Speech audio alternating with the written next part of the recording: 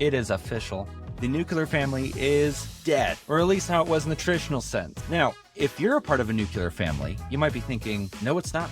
I am living evidence that nuclear family is still alive and well. I am married, have 2 kids, but are you living it in the traditional sense? And to your point, if you are currently in a nuclear family, you're living proof that it's around for the long haul. So maybe it's not completely dead, but it's still going to be poking its head around every once in a while. Hi, I'm Jalen McKenna, your host for the Beyond Real Estate podcast. And with me, as always, is Nick Gumpert, a realtor extraordinaire in Southern Cali. And on this week's episode of Beyond Real Estate's hashtag Dadlife, we will be discussing how the nuclear family is potentially dead and how family values are facing an onslaught, but not in the way that you've been thinking. Today, we're going to be discussing this very hot button topic, dive into what we think about it, and go into why the nuclear family might not be completely dead just yet. So join us on this week's episode of hashtag Dadlife.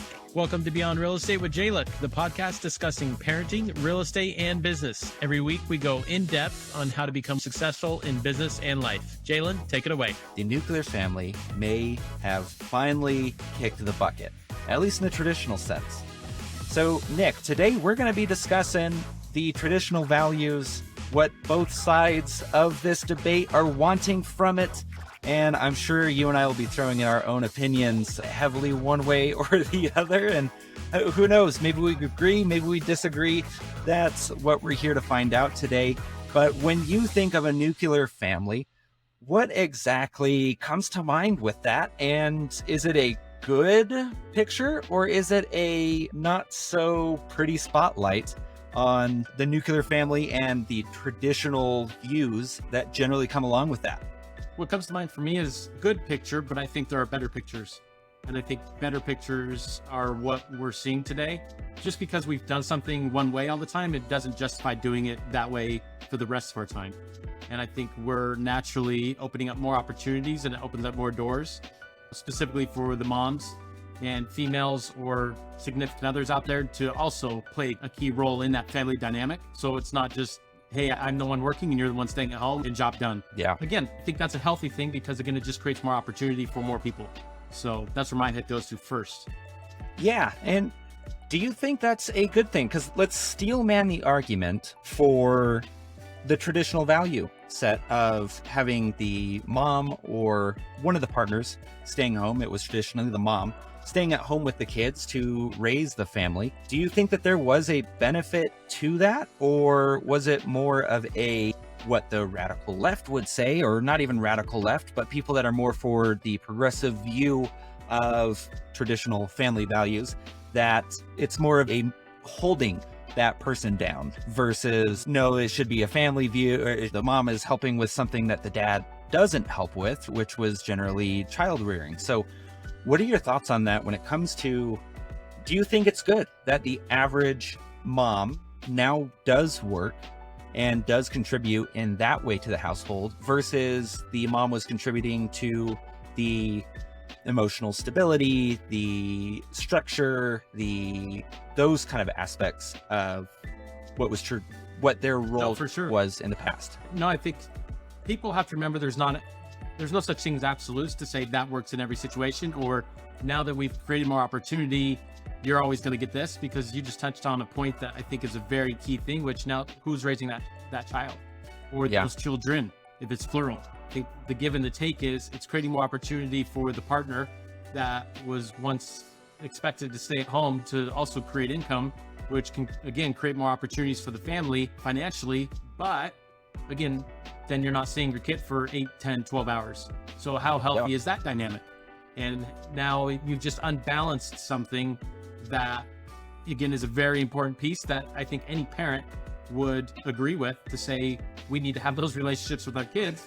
But then the babysitter is the one that sees my kids more than I do. The teachers at school see the kids more than a parent does. That's the ongoing challenge of society that does want to work, that does want to create opportunity, but at what cost? And I think sometimes are short-sighted in feeling like equal opportunity to work. Again, what's the give and the take of that, right? Yep. And I think you brought up the word cost, that it's very easy to say the cost is clearly beneficial because you're bringing in more money. That's only if you look at it from effectively a business mindset of a profit and loss. How much money are you bringing into the household? And there is an emotional toll that comes along with that. If both parents are working, or if you're a single parent, you understand that you aren't able to build the same type of relationship with your kids if you're having to work those 12 hours just to get food on the table versus staying at home with your child and being able to build that bond and relationship.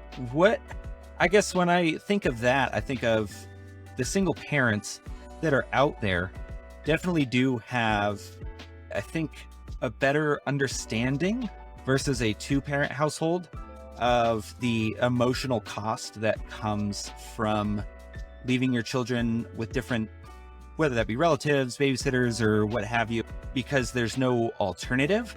But do you think that if you do have a two-family household, you're able to fund your lifestyle with one person's income, that it is selfish for that other parent to also work and leave or take away that more consistent parenting standards that a stay-at-home spouse provides? So the question again is, do I think it's selfish of an individual to go work a second job? Yeah. If they have the money if with one person's income, they do have the money for it. I think what's enough?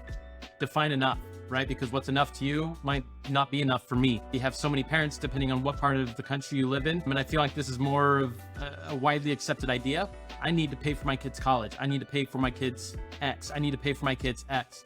So what is enough to be able to afford to do those things? In addition to taking the vacations, in addition to getting X amount of clothes, in addition to, like, you fill in the blank, right? And I think that is all such a relative term to say, when is enough? Do you have three kids, or do you have one kid, or do you have no? And that's an interesting point you brought up, though, too, with because you touched on it with schooling, for instance. The cost of a college education nowadays, because of how inflated tuition prices are, we are not getting completely into that, but you now do have almost a responsibility that if you want your kids to go to a higher education institute, you have to help them, or they have to get in a huge amount of debt. And so scholarships, sure. But I would argue with that one that scholarships are a Band-Aid and can be hard to get if you don't have, say you're not the smartest person in the class, but does that mean that you should either have to go heavily into debt if your parents can't afford a college for you, a tuition for you? It's almost like punishing the less wealthy, the poor, and keeping education more out of reach because of how high college tuition is.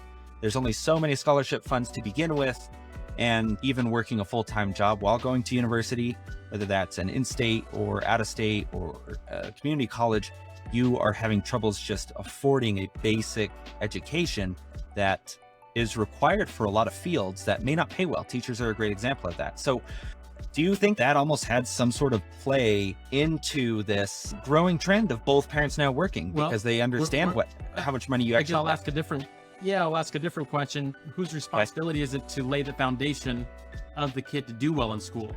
I think it's one thing to say, what if they weren't the best student? Okay, but who's laying that foundation and is consistently following up in that home life? Or the parent's just not around because they need to grind for 14 hours and the kid needs to fend for themselves and figure out their way. Again, so many unknowns that bring up so many different questions that, again, it's not a general answer, right?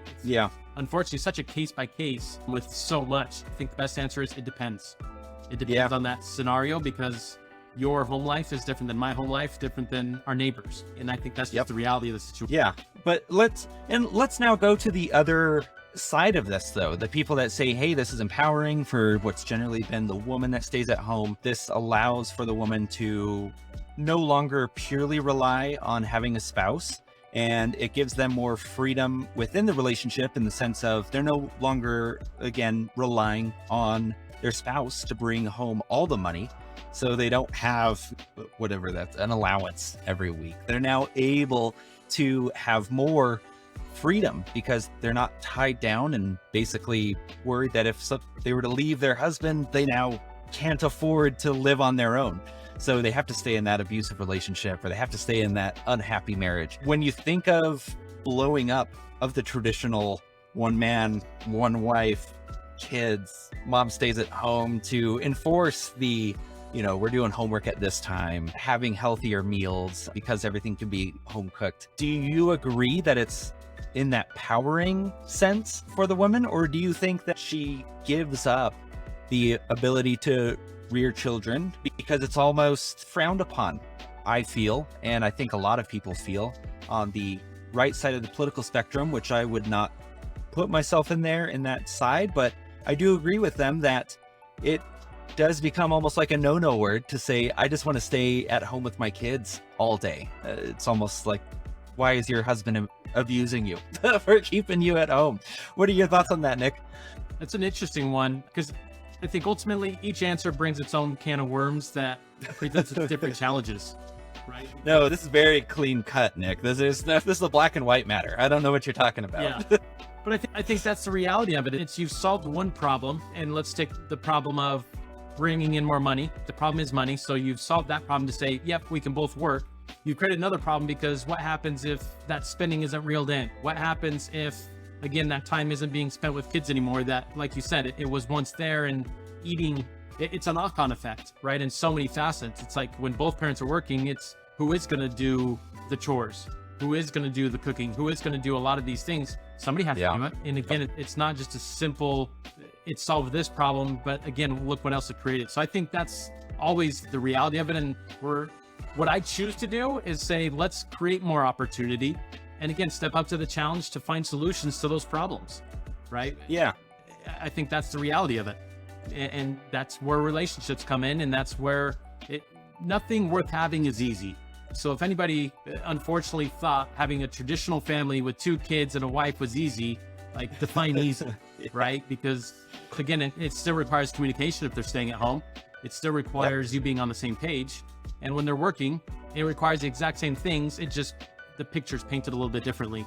So I think too many, again, people want to just put a line through certain items to say, yep, that's taken care of now, that's taken care of now. Yeah, maybe. But now it presented a new problem. I get what you're saying there. Yeah, especially with creating a new problem. I think we touched on a few of those. But when you are making that decision, what decision? How much the decision of to keep that nuclear family or to go away from that model? Hey, mom wants to work. Yeah. How do you walk that line though? I think that's always difficult because it being so not one size fits all. Everyone, every family and every family dynamic being different. With that, how do you read and discover where you fall on that, and what conversations do you think are important? And then I'll hit back with mine and maybe some examples with how you and Bree navigate that. We're having a super young kid, and I'll go through that with Monica and I's journey as we've had 2 kids, and one of them's going to be 4.5 around that time frame. Yeah. How do you navigate that fine line? Number one, it does start still with communication to say, hey, what are the expectations? What are we dealing with? Number 2, it deals with action, because I think it's so easy to play this hypothetical card. If I was in that situation, I would do that. Okay, but you're not in that situation. So would you really do that? And I think it's really those 2 things. It's Bree and I talking about, okay, when are you done? What do you have after this? What do you have this weekend? So we have a clear idea as to what's being done and when on both of our plates. And then again, it's a matter of doing it, because it is so easy to play that either victim card or that card where I'm not the one directly in it. And it's so much different giving the advice than making decisions. Right? Yeah. And for me and my do that too. Background. Just wanted to put in a quick note there. When you're judging someone from afar and you think, I don't know why they're doing that, or I would never do it that way, it probably means on a fundamental level too, your values and what you hold to have more weight is different. And sure, we're not going to get into the right or wrongs of that. But yeah, when you were saying having that conversation and judging it for other people, I would never do that. It usually boils down to that. Hey, I don't find that as valuable as they do.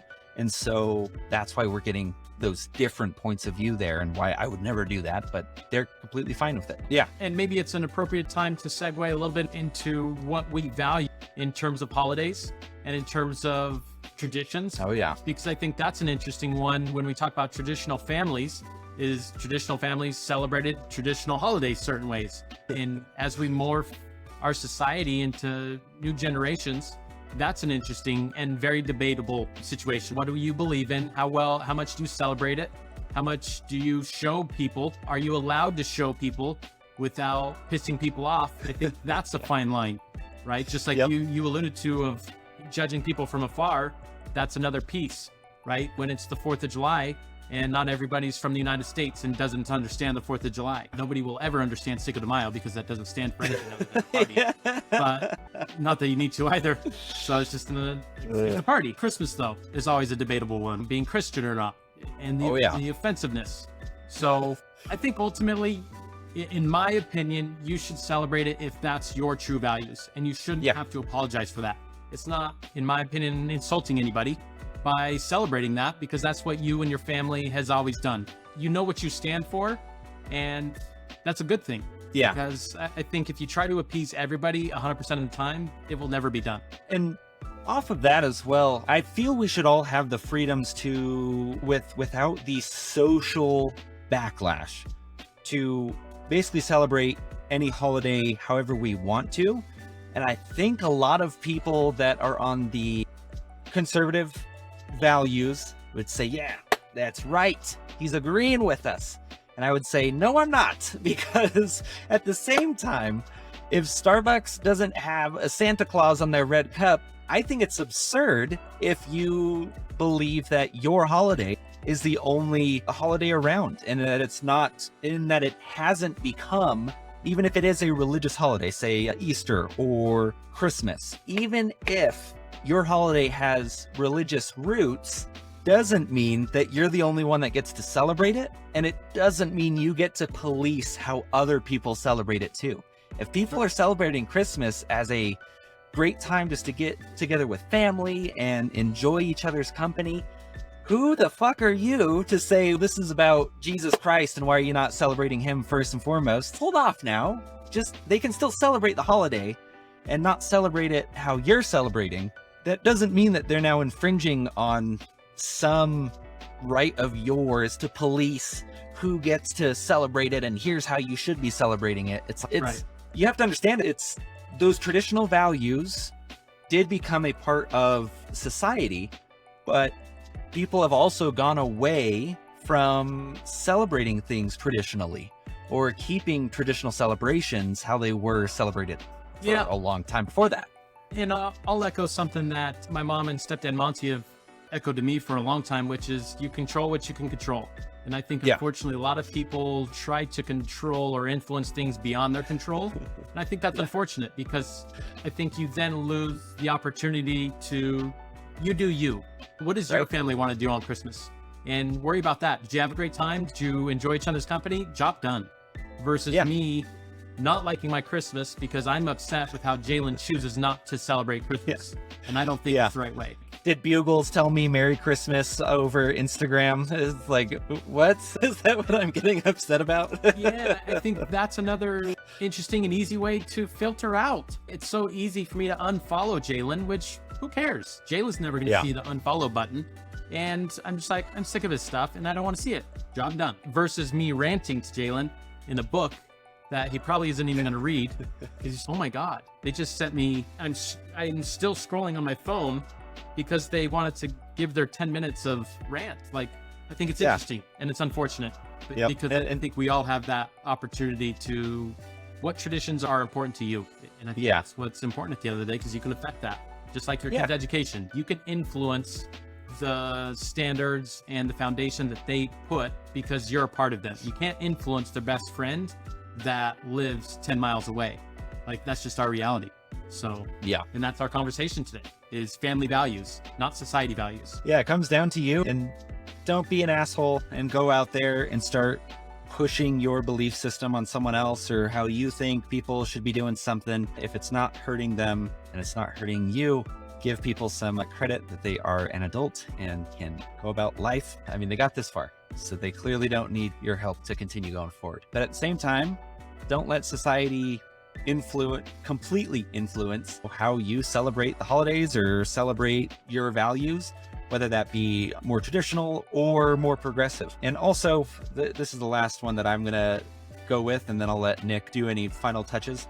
When it comes to any values that are constantly being debated, at the end of the day, I think we can all agree that it should be up to the individual how they go through life, and anything that is imposed on us by either government or social standards, while they can be frustrating, it might mean that we need to have a bit more of an open mind. And so don't purely go down the rabbit hole of like-minded individuals only. Because at the end of the day, you're not living in a society, if you're in the United States or really any Western world for that matter, any country, you're going to have a majority of social norms. And if they're moving one way or the other, it doesn't matter. But don't go down just the rabbit hole of your own beliefs and thoughts, because you're doing an injustice to not only society by not hearing them out, but also yourself, because you could find some awesome information out there from someone that you might not wholeheartedly agree with, but at the same time, you could say, you know what, they're not completely wrong on that. I do find myself agreeing with them a bit more.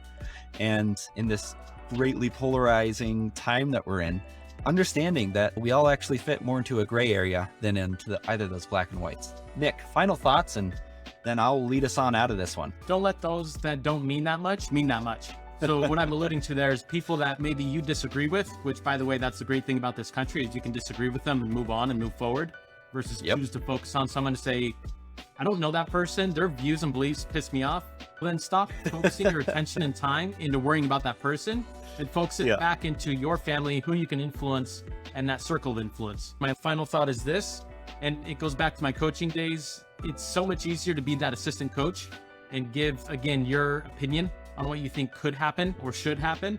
And it's much different being the head coach when you're making the final decision. Again, bringing that back to hashtag Dadlife and parenting. It's much different when you're the parent with the 3 kids making decisions on their behalf, whether it be school, friends, family values, etc., versus being the outsider that either doesn't have kids, or maybe you do, but you're listening to this while you're in Oregon and your family dynamic is just different. It's not right or wrong, it's just different. And again, perspective matters. So it's not a one size fits all. And again, that's the beauty of this country, is that it doesn't need to be. Amen to that, brother man. That was it for this week's episode of hashtag Dadlife. The nuclear family is more than likely on life support.